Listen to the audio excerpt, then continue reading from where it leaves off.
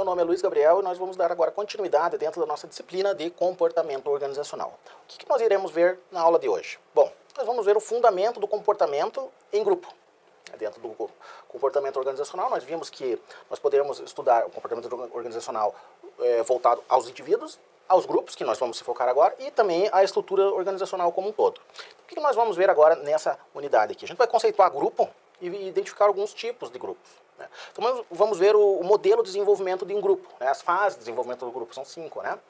Então vamos identificar os elementos de um pensamento grupal. E também conceituar equipes e diferenciar o que seria equipes de grupos. Então vamos lá, né? Primeiro, grupos, né? O que seria grupo, né? O termo, né? Bom, uma das definições aqui é uma reunião de indivíduos interdependentes, interativos, visando determinados objetivos, que esses objetivos são incomuns, né? Então assim, o grupo ele vai ter um objetivo, e dentro desse objetivo as pessoas vão buscar alguma coisa dentro desse grupo.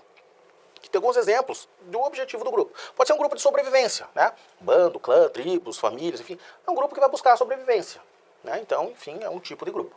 Outro grupo pode ser um grupo de dominação, né, que busca guerras, conflitos, conquistas, enfim. Pode ser um grupo de competição, né, esportes, né, enfim, as concorrências entre as organizações também é uma competição.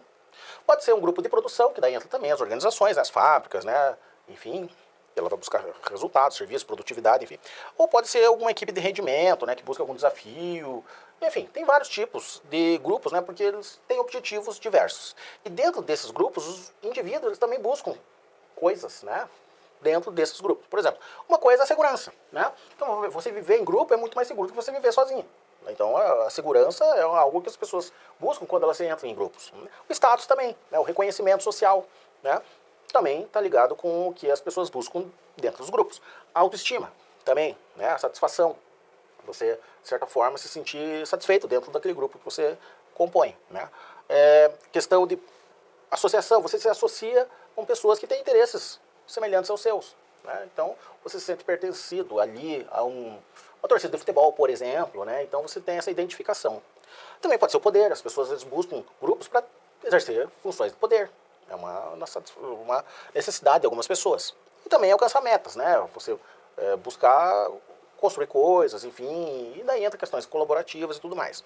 Então, assim, dentro dos grupos, a gente vê que os grupos têm objetivos, só que dentro desses grupos, os objetivos individuais são, às vezes, divergentes dos objetivos do grupo como um todo, né? Pois bem, então, dentro desses grupos, a gente leva em conta que tem alguns grupos que são formais. Eles são formados de uma maneira estruturada, né? Então, grupos de comandos, equipes, organizações, né? A gente vai ver que a equipe é um tipo de grupo, né? Só que é um grupo específico, né? As organizações também, né? Então, alguns grupos de tarefas, multirões, né, cooperativas, empresas, assim, eles são grupos formais, porque existe uma formalização para que eles sejam constituídos, né?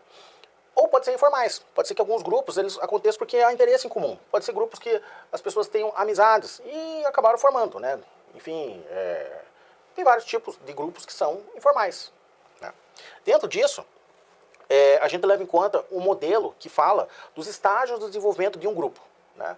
Pode ser que um grupo ele não passe por todos esses estágios, enfim. Mas, de certa forma, a gente leva em conta que um grupo, para ele se desenvolver, deve seguir uma formação. Ou seja, as pessoas, ou voluntariamente, ou de uma forma não voluntária, elas vão se reunir, né? Então tem essa questão de formação, ou seja, as pessoas, elas se reúnem, né? E depois vai ter a questão de tormento, ou seja, as pessoas começam a se conhecer ali, né? Então elas não vão estar, evidentemente, exercendo alguma função, mas vão estar exercendo essa função social, né? Então, depois vai ter a questão do relacionamento, né? Essa etapa 3. Dentro do grupo, cada pessoa vai exercer, de certa forma, um papel, né? Então, esse papel vai ser estabelecido. Depois, os grupos vão necessariamente atuar, né? Vai ter a questão dos desafios, né? As pessoas vão atuar dentro das suas capacidades, vão realizar tarefas, enfim, né? Que é o desempenho. E, por fim, né, os grupos são, de certa forma, terminados, né, de solução dos grupos, né, caso eles sejam temporários. Sendo que alguns grupos podem permanecer por um longo período de tempo, né. Isso que seria o modelo de estágio de desenvolvimento de um grupo. Só que assim, dentro de um grupo a gente vê que tem várias questões que levam em conta o pensamento grupal, né, que o pensamento de uma pessoa, às vezes, ela não reflete o pensamento que todo um grupo tem, né. Então tem algumas questões de influência do grupo, né, que pode influenciar o grupo, né, a referência que as pessoas têm, né, a hierarquia que as pessoas exercem dentro de determinado grupo, né? As lideranças lá dentro desse grupo, né? As competências que as pessoas têm e as questões das experiências, enfim. Tudo isso vai influenciar a questão de influência do grupo, de liderança, enfim. E também dos papéis que cada um vai ter lá dentro desse grupo. Pode ser que a expectativa que o grupo espera de uma pessoa, né, vai depender do que a pessoa vai exercer lá, né? E também como a pessoa vai se ver dentro desse grupo. Por exemplo, eu sou importante ali dentro ou eu não sou importante, né? Então essa questão de papel e expectativa também é importante. Continuando na questão de influência e expectativa, a gente vê outras questões relacionadas a essa influência, né? Pode ser que lá, né, dentro de um grupo, você acredite que você faz as coisas porque você concorda com esse grupo, que é a questão da aderência, né? Então, de certa forma, você está influenciado de uma maneira aderente a esse grupo. Não, eu concordo com o que está ali, né? Ou então, você faz obedecendo. Não, mandaram fazer isso, então eu vou seguir o que foi mandado. Então, né, você segue a influência que o grupo passa. Ou então você nem pensa nisso. Aqui é a questão da alienação. As pessoas fazem as coisas dentro de um grupo sem saber. Então tem essa questão também, né, de influência do grupo nesses fatores aqui. E também o papel do grupo. Pode ser que as pessoas elas exerçam papéis, né, que elas aceitem, né? Elas aceitam o papel que ela vai exercer dentro do grupo, ou pode ser que ela não aceite, né? Então vai ter essa questão de rejeição do que ela vai fazer dentro desse grupo, né? Ela não vai ter essa questão de identidade do que ela faz dentro do grupo. E outra coisa que acontece também em qualquer grupo, né, que nós acabamos percebendo, é a questão de polarização de grupo. Pode acontecer o que a gente chama de panelinhas, né? O grupo ele se divide em subgrupos, né? Isso pode prejudicar também a questão do pensamento grupal, que não vai ser um pensamento grupal, mas vários pensamentos divergentes dentro do mesmo grupo, né? Dando continuidade, né, a gente vai ver algumas coisas sobre o nível de estudo do comportamento organizacional dentro do nível grupal, né? O que é a diferença, né, qual que é a questão do grupo e da equipe, né? Geralmente se fala que a equipe é um pouco mais ampla do que o grupo, né? O que seria a equipe? A equipe é um tipo de grupo, né? Só que é um grupo que tem metas e propósitos em comum, ok? Trabalho em conjunto, ok? Né? Responsabilidade e compromisso, ok? Cooperação e comunicação aberta e efetiva. Ah, mas não é a mesma coisa que grupo. Equipe e grupo não tem diferença. Não. Se a gente pensar, a gente pode ver o grupo das pessoas que vão prestar vestibular. As pessoas dentro desse grupo têm metas e propósitos em comum, ok, elas possuem metas e propósitos em comum. Só que tem trabalho em conjunto?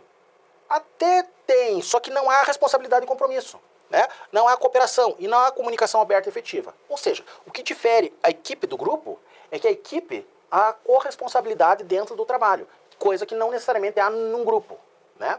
A equipe é um tipo de grupo, mas é um grupo na qual tem todas essas questões, todos esses elementos estão relacionados, né? Tem as metas e propósito comum, tem o trabalho em conjunto, tem a responsabilidade e compromisso, tem a cooperação e a comunicação aberta e efetiva. Isso que faz que um grupo seja uma equipe, né? Então o comportamento de um grupo, após um certo amadurecimento, pode virar uma equipe, né? Um comportamento de uma equipe. Ou seja, nem todo grupo é uma equipe, né? Então, levando em conta, né, que esses fatores de grupos e equipe, é importante que o gestor ele vai entender esse processo de formação de um grupo, né? Como que quais são os elementos que formam uma equipe, né? Qual a diferença de um simples grupo para uma equipe, né? Para poder administrar as pessoas que compõem, né, esses grupos de trabalho ou equipes, né? Então, a questão que as equipes são mais amplas que o grupo, né? Que é a coordenação de objetivos e a colaboração entre os membros. Então, é importante que um gestor leve em conta essa questão de coordenação dos objetivos e também de colaboração entre as pessoas que formam tais equipes, né? E é importante também que todas as questões relacionadas a atitudes, né, e comportamentos dentro desses grupos eles sejam administrados. E também questões, por exemplo, de panelinhas, né, que são subgrupos dentro do grupo, elas sejam levadas em conta dentro do estudo do comportamento organizacional. Bom, essas são as referências, né? Então, muito obrigado e bons estudos.